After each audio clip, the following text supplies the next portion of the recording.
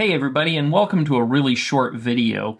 If you've been logging on to Dorico recently, you've seen they've done a maintenance update, so now that we are on 6.1.1. Now this is truly just a maintenance update, and what they were doing was fixing some crashing and some other things, but they also were putting back a little bit of the functionality that was there when they changed the piano pedaling options. A lot of people found that their new strategy for piano pedaling really wasn't working, so after some feedback from the community, they went ahead and they put in the legacy options so you can do your piano pedaling the same way that you did previously. The other big change in this one was they wanted to make sure that the smart hyphens and smart quotations were working properly. So now you can actually go in and disable smart quotes if you don't want that look of the upside down and the right side up quotes at the beginning and ends of things. I know some people find that weird, even though that's kind of actually how it's supposed to go, but long story short is now you can actually disable that. Beyond that, the rest of this update really has mostly to do with fixing some crashes and some things that occurred in Dorico 6.1 when you did the upgrade.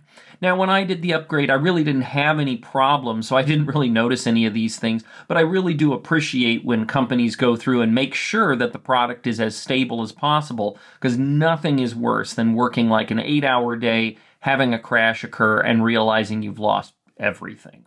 So when we go and open up the Steinberg Download Assistant, you'll see that we get this nice little red box here showing us that, hey, we have an application to update, which in this case for me is Dorico 6.1, and you can see it gives us the options. We can also go under the My Products tab, click under Dorico, and here we can see that we also have access to that 6.1 installer, as well as the version history. So if you really want to read in depth on all the little minor fixes and changes, there's the information for you. Again, it's a pretty short list. It's like a 2-page document, so it's not real impactful in terms of what was changed in this maintenance update, but they are there if you were having a specific problem and you were wondering if they caught that in this update. So you can just hit the install button and it will download and install the software for you. And then when we launch Dorico, it will meet us with our new version.